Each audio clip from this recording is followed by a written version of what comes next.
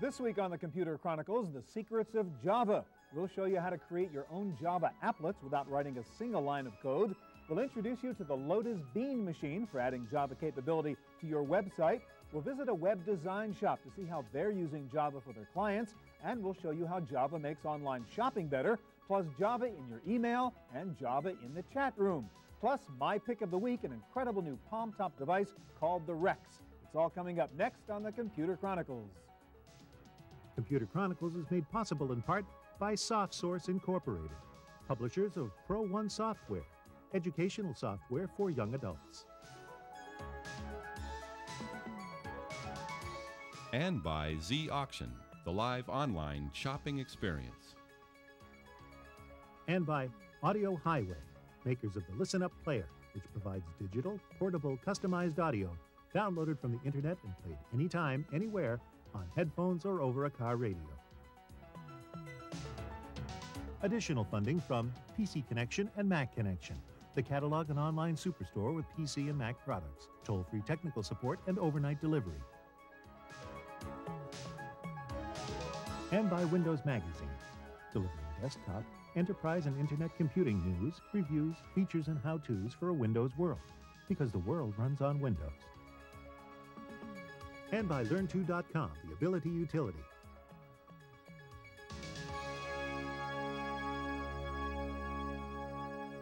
Hi, and welcome to the Computer Chronicles. I'm Stuart Chaffee. It's somehow odd that the national fascination with drinking exotic coffees has coincided with the incredible growth of a programming language called Java and an endless stream of related software products, all named after coffees of one sort or another. Well, today we're going to find out why Java, the software programming language, is such a big deal. And one good place to start is with a new Java authoring system that just about anybody can figure out how to use. And I guess, Frank, that's the point in Instant Coffee. I don't need to know anything about Java code, but I can create a Java applet? That's correct. Let me show you how it works. I could create a text element here. It's about as complex as using a desktop publishing product or maybe even a word processor. I can type Instant Coffee and select an animation speed. When I click the OK button, you can see that the object appears on the screen. If I can move it around with exact placement, or I can stretch it out. When I click on the preview button here, you can see that the animation shows exactly how it will appear on your website.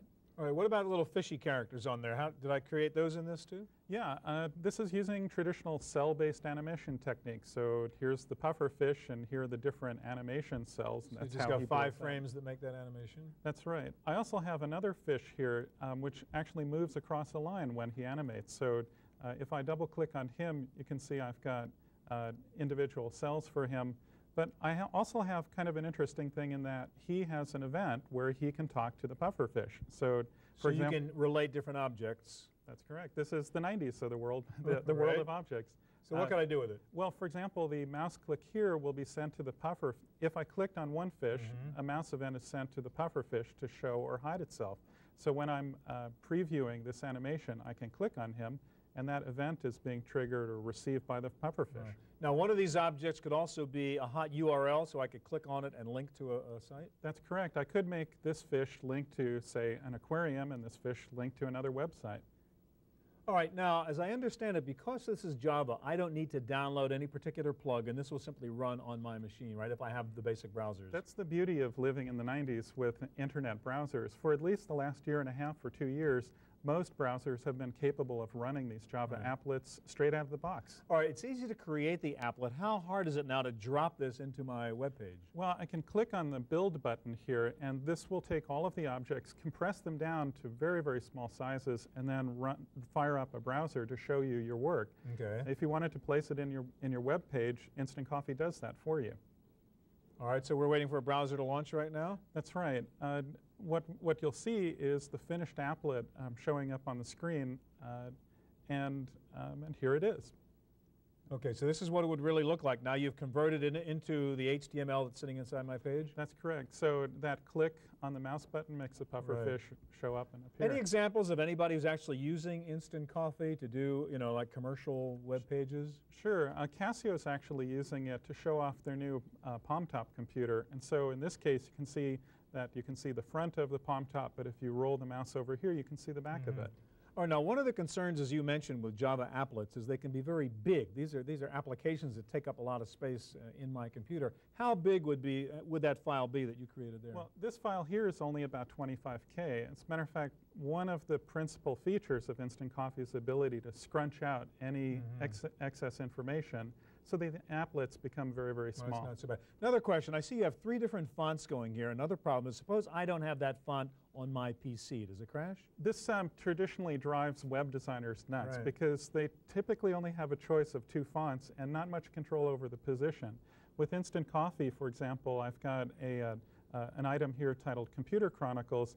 I can use any font that's loaded on this system, so like Hattenschweiler. Which I don't have on my system. Right, can be used, and when you ran this Instant Coffee applet on your machine, you'd see the precise font. All right, now how much does it cost to buy Instant Coffee? That's the best part of it. It's only $95. And can I download like a demo on your website? You can download a fully functional trial version from the website at www.webnight.com. I'm going to play with it. Thank you very much. Thank you. Well, the whole point in using Java is to create, as we've seen, compelling applications or websites that can be easily viewed or interacted with on any computer. Java has been very important, therefore, to web design companies who can now create powerful new websites for their clients. Perched on the top floor of a South of Market loft in San Francisco is Web Design, a kind of art factory for the new generation of website creators. Web Design specializes in cutting-edge digital artwork for screen and print. Their online magazine, Dreamcatcher, features interactive art, music, and virtual worlds. The artwork comes from talented designers. The lively interface comes from Java. On the production end, Java is helping us in terms of creating very interactive elements, like buttons that are clickable, click-ins, buttons that are rollovers, interfaces, basically, and all kind of visual elements. So in a way, on the production level, it helps us create things that are impossible to create. On the end user end, it helps explain the information structure better, help in navigation through the information, as well as comprehending different kinds of information and amounts of information better. Web Design's own magazine contains many Java-enhanced functions. Click on Weather Report and you may get a flood warning that includes a visual ripple effect in its watery reflection. Buttons and menu bars respond to cursor movement and location. Everything from music choices to the signs of the zodiac become interactive visual cues. For some web designers, it's what the web will become. It's not anymore a browser window. It's now the whole desktop is being used. It's not anymore about text information. It's more about streaming information. It's not about silent medium where you read by yourself. It's now using a lot of multimedia elements. So I don't want to say that the web is getting closer to TV.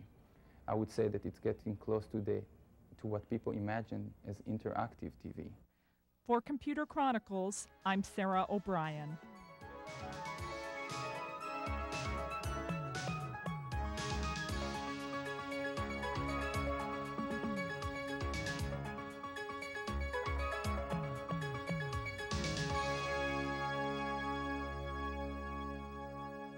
If you're a serious programmer or you're doing web design for a living rather than just for fun, you may want a more powerful Java authoring tool, but still one that is easy to use and doesn't require writing actual Java code.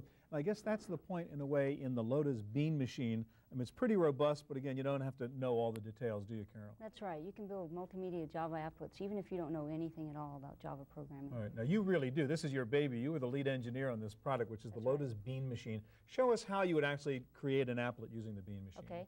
The easiest way to get started is using the wizard to help you create a new applet. A lot of people like to use Java to create animations for their web pages, and so I've gone here to the animation page, and I'll say yes, that I do want to create an animation.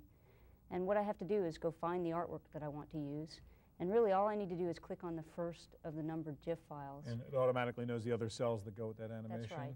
And I can preview this to see if it's the one I want, and it is.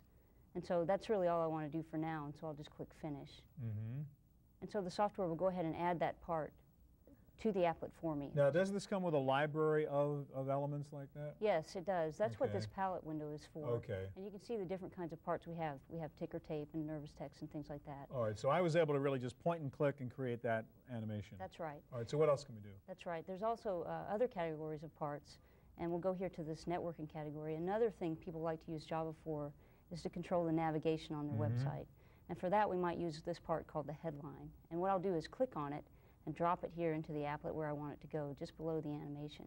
And I can use the cursor keys to get fine positioning of that and get it exactly where I want it to go in the applet.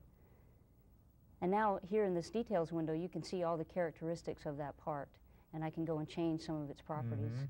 The way this particular part works is that I set the text property, and I fill out the list of sort of catchphrases or headlines that I want to display. And so I'll enter a couple of them here.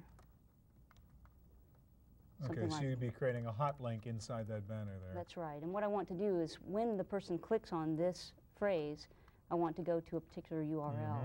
And so I'll just type that here. And I'll just have them go to the Lotus homepage. And I could add another one. I'll just add something like just another phrase here. Just to get the idea. Another place to go to get the link. That's right. I won't bother to type the link Got this it. time. And now when I press OK, you can see what this looks like. And this will have a little bit of an animation of its own as it runs. All right, can you show us an example of how to actually drop this into an HTML page and see what it would look like? Sure. The next step to finishing this up would be to publish the applet. Right. And we've got a wizard that helps you do that. And I won't bother to save it, but I'll go ahead and bring up this publish wizard. And all I would have to do is fill out the logon information to my remote web server. Okay. And then when I click finish, all the necessary files will be copied out there for me. All right, so can you show us, though, what this would look like for real? We've got Netscape Navigator 4.02 That looks running familiar. here. Yes, this is the Computer Chronicles homepage, and we've added the Java applet here to You give it some redesigned our webpage? We didn't That's even right. pay you. That was great. That's right. So we've added some multimedia and interactivity here, and when I click on this link, then we would go to the Lotus homepage. All right, now explain this important notion in the Bean Machine of reusable Java beans. Yes, anything that you already have that's written in Java, you can add to this palette. So I've done this with some other parts. I've got a blinking text part and a fireworks part, and these were just Java classes that we were able to download or that we wrote All right, independently. so I can import other little Java applets and then integrate them into whatever That's right. it is I'm creating And that's what here. Java Beans is all about. It's an architecture that tells you how to write reusable Right. Java source code. All right, and how much does it cost to use Java Beans? It's this product is The Bean Machine? $159, $159. and it includes two versions. It includes a version 1.0 and 1.1, depending on which level of browsers that All you right, have. great. Thanks a lot. All right, well, Java is more than just about fancy websites. You can use Java to do all kinds of cool things in the digital world, and one of the hot new areas for applying Java is email, and I guess that's what you guys are doing with Novita Live Letter. Show us what you can do with Java inside email. How does it make email different? Well, first of all, we set out to enhance personal communications on the internet. So with this product, you can see it's not just a plain text message anymore. And this is an example of a message. So we're looking at, it looks Rhonda like a received. web page, but this is email I'm looking at, Right. which has a photo. Does it have sound actually in there? Actually, it does. This is Jason's new puppy, and the person also, Rhonda, sent along a little sound effect. So this is with an that. email I could have sent to a family member on Right. the other side of the country or something like that. Right, exactly. Also, Live Letter works especially well with digital cameras, so I'm going to go to the central page for navigation. Yeah, that's what I'm asking you. How did I get that photo in there of the kid? Okay. A few moments ago, I took some pictures around the set, and I'm going to select those pictures, and I'm going to bring up, in this case, a photo album. We have several photo albums to choose from, and here's a greeting card photo album. And I would go in, add my text to this message, to the greeting card. Type in some text here. And you notice if I flip this over, I could also add audio. And if I flip this over, we've got the pictures that I took earlier. So you really create a postcard kind of email with pictures and Exactly. And this is a Java applet, so we actually send Java applets. Got it. Now, next thing I understand, I can actually import a web page into my email? Well, sure. The product, with this product, you could actually browse the web. There's really no difference between browsing the web and looking at your email. They all look the Okay, same. but if I wanted to say, hey, look at this cool site I found, and here's the home page. Sure. Here's an example of where we went to a page. This is the Garfield page. And we actually used that page as the basis for our email. And you can see this is the exact page, but we also went in and added some annotation to it. And it says here, hi, Sean, here's the Garfield page that I was talking about. And just to give you another idea of how easy it is to go in and create pages like this, I'm going to go down and actually create a page. So I'm going to grab this picture from this page. I can send the entire page, or I could grab Java applets, or I could grab images. And I'm going to go and start a new message. And I'll add that now to this page. And then I'll go so down. creating one of these Java emails is just point and click again like we've seen before. You don't have to know anything about programming. Right. Exactly. And we have this concept of smileys. These are kind of the expressions that people generally would put into email right now. Emoticons replaced by actual different smileys. So All right, now let me show us one other thing. One thing that's really cool is you have, I guess, what you'd call interactive email. Show us an example of that. This is one thing that is really exciting to me. We have the concept of interactive mail. Since we can send Java applets, here's an example of a Java applet that somebody created. And in this case, it's a chess game. So this is the message that was received. Right. And I'm going to reply to this message. Well, I can actually make a move in my email and then send it back to the guy who sent that to me. Exactly. So here I'm replying to this message, and I'm going to make my move. There. I'm attacking his queen. I used to play chess by mail with my brother. In 3 days it would take for the letter to go up and back across the country, and this is email. There are a lot of different kinds of applets that you might send. This acts like an accent, I think, to the rest of your message. Yeah. It's something that's fun to do, you know, when it. Okay, a couple of questions. Does the recipient need your software to view these multimedia emails? We would prefer if they do, but they don't. And this is pure Java, so it's going to work in a browser. It'll work in any browser. So whatever the recipient's email package is or browser, they can still receive the message and view it in their web browser. All right, and what is the product? Is it a piece of software? Is it an email service or on a subscription basis? It's actually a product. It's an application. It's written 100% in Java. And it's available right now as a free download from our website. Okay. And that's at www.novitacom.com. All right, very cool. Thank you very much, Michael. Well, Java does many things, as we've seen. It creates cross-platform applications. It adds multimedia to websites. It enables interactivity on the web. It is the interactive component of Java that's most important in the fast-growing field of online commerce. Shopping means different things to different people. For some of us, it's a chore. For others, it's a pastime, or an adventure, or even an obsession. Internet Shopping Network wants to make it irresistible, and they may have succeeded with their latest online venture called First Auction. It has a very magnetic quality. It kind of drags you into the site. I call it deal appeal, where you get in there and you think you're getting this good deal, and you're bidding, and you're competing against these other Joe Blows who are ordering other things, and you're watching it real time. And so you start at $1 with a splash auction, and you watch it go, and you have an hour time slot. You bid on the product. You know by the end of the hour whether you got it or not. Internet Shopping Network began selling items online in 1994, back in the prehistoric days of the net. Today, First Auction makes full use of the interactive talents of Java to create immediate feedback for its shoppers. The key with JavaScript on the user side is the animation and the interactivity that the user can get on our site. The fact that we only have to write this once and it runs across all of users' different browsers and different configurations is a secondary benefit. Interactive online shopping may get a boost from Java, but some things are just better suited to internet buying than others. I would not allow my boyfriend to buy my engagement ring online. Hint, hint, if you're watching. But there are things like towels and sheets and cameras that are not necessarily things that I feel I need to scratch and sniff, so to say. For Computer Chronicles, I'm Sarah O'Brien.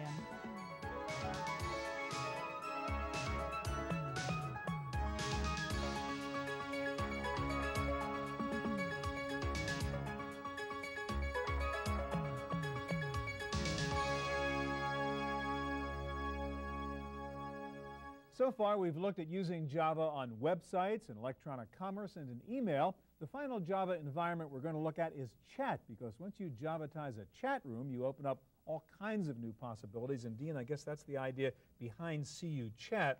Now, what I want you to explain is why this is different from other chat rooms in which we have avatars and so on. Why does Java make it better? The first reason that CuChat is better is that it enables people to engage in chatting communication without having to download and install a plugin or anything like that. All you need is your Java-enabled browser, which is Navigator 3.0 or later, or Internet Explorer 3.2 or later, and that's all you need to enter CuChat. Same idea, Java, open, cross-platform. You don't need plugins. It doesn't matter whether you're on a Mac, PC, et cetera, et cetera. Exactly. All right, let's go in and take a look at CuChat and show us what this looks like, having a Javatized chat room. Okay, so we are at the NetDive website. We have a sample of CuChat set up here. I click on a button, and this launches a web page which has the CuChat applet in it. And All right, so we're going into a live chat room in which the server is using your CuChat software. Right. So okay? This website has, which is our own website, NetDive website, let's do it. And so the CuChat Java applet has executed. It takes only a few seconds for it to execute, as you just saw. And you know, now I'm invoking the, so I'm entering the site now. This is our sample site again on our All right, website. so there's you, Dean, in the middle with the little Right. funny avatar you chose. Exactly. Now, you could pick any avatar you want. You could put in a real digitized photo of yourself if you wanted, It et could be cetera. it can be your actual image, it can be a cartoon image, whatever you want it to be. And it's just a GIF image, so it's the, you know, just snap to create. All right, so let's go to the basic. What's the benefit of this chat room as opposed to just sitting there and typing text? Why is it better? Well, you know, as we all well know, humans are visual creatures. You know, pictures are worth you know, worth 1,000 words, and that's what CuChat does. It enables you to visualize where you are and creates a much better environment. I mean, this is all about creating a community, all about communication, and CuChat, because of its visual dimension, it's really much better communication So device. I can physically move around in this virtual space in the chat room, actually literally, well, not literally, but virtually walk up to someone and say, do you want to talk or whatever? Exactly. And because of the visual dimension and the way we have designed CuChat, you can hyperlink any segment of the room to a web page and so forth. So as a result, you can leverage your existing investments in web technologies to create as compelling experiences as you want. Now, one thing is we can do sounds in here, right, I notice? Exactly. For example, right now we can send audio messages, and we have a library of audio messages which the website developer can change to whatever they want it to be. Yahoo! And, you know, you can send it to one or more people in the room. And eventually I'll be able to actually talk with my own voice in the chat room using CuChat, right? Exactly. So I can have my picture and my voice. Exactly. In a couple of weeks, we're going to release the next version of CuChat, which will enable you to actually, somebody is sending too many messages, so let me disable. You can go here and disable audio. Okay. All right, so the idea is I have my website. I want to add chat to it, and I want it to be this dynamic kind of chat. I take your CuChat software, put it onto my server, and now I have this kind of dynamic chat room going. Exactly. So, you know, the client is free, and the server is what we sell. And, you know, by adding CuChat, you can make your website come alive. And so I don't need to download a plugin, and so because most people don't actually do that if you ask them to do it, so it really does work is the point here also. Exactly. This is sort of a fun sort of play chat room environment. I would assume you could use this in business, in e-commerce? Absolutely. You know, actually, most of the sites I've bought it are using it in commercial purposes. For example, let's say a site once is selling widget, whatever, selling music and so forth. You can hyperlink any segment of the CuChat room to a web page, and as a result, enable people to be talking with your salespeople or with other people while they're filling an order form, while they're listening or to even use it audio. as a sort of video conference, right? I mean, you could have a business meeting between your office in Paris, your office in San Francisco, and use that CuChat. Absolutely. All right, Dean, thanks very much. Thank you. All right, that's our look at Java. I'll be back in just a moment with my pick of the week.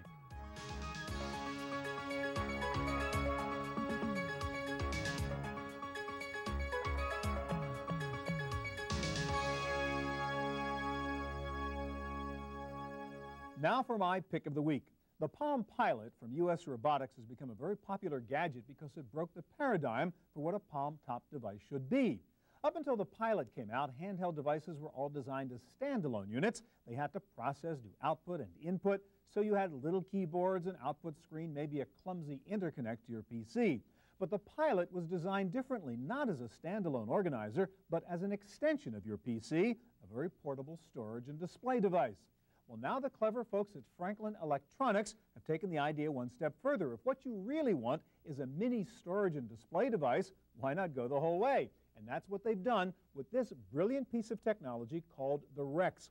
It is essentially a tiny version of a Palm Pilot. In fact, the form factor is a PC MCIA card, so no more need for a docking carriage. Just take this baby and slip it into the PC card slot on your laptop. If you want to use it with a desktop, you can use an optional docking carriage. But the beauty of the Rex is that it really is a storage and display device that is an integral part of your notebook PC, but you can just pull it out and carry it with you.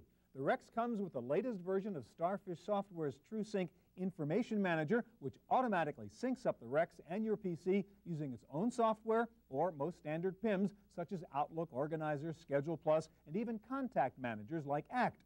The Rex has 5 simple control buttons, an incredibly clear screen, and 6 main functions: calendar, Rolodex, to-do list, notepad, world clock, and a preferences utility. The screen, in fact, is so easy to read, you can actually use this notepad function to carry around speaker notes. It runs for 6 months on 2 watch-style batteries, which are included. There is one catch on the Rex. It has no input capability, no keyboard, no pen. You can only input from the PC.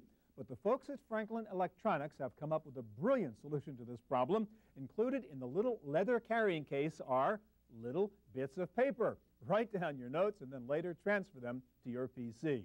It's the Rex from Franklin Electronics. You really can carry this one in your shirt pocket, less than half the price of a Pilot, street price around $125. That's it for this edition of the Computer Chronicles. We'll be back again next week with the latest in computer and internet technology. I hope we'll see you next time.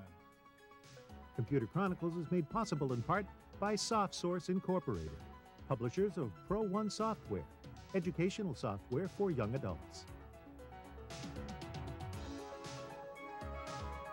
And by Z Auction, the live online shopping experience. And by Audio Highway, makers of the Listen Up Player, which provides digital, portable, customized audio downloaded from the internet and played anytime, anywhere, on headphones or over a car radio. Additional funding from PC Connection and Mac Connection, the catalog and online superstore of PC and Mac products, toll-free technical support and overnight delivery. And by Windows Magazine, delivering desktop, enterprise and internet computing news, reviews, features, and how-tos for a Windows world, because the world runs on Windows. And by Learn2.com, the Ability Utility. To purchase a videotape copy of today's program, call toll-free 1-888-310-7850. Please specify show number and topic.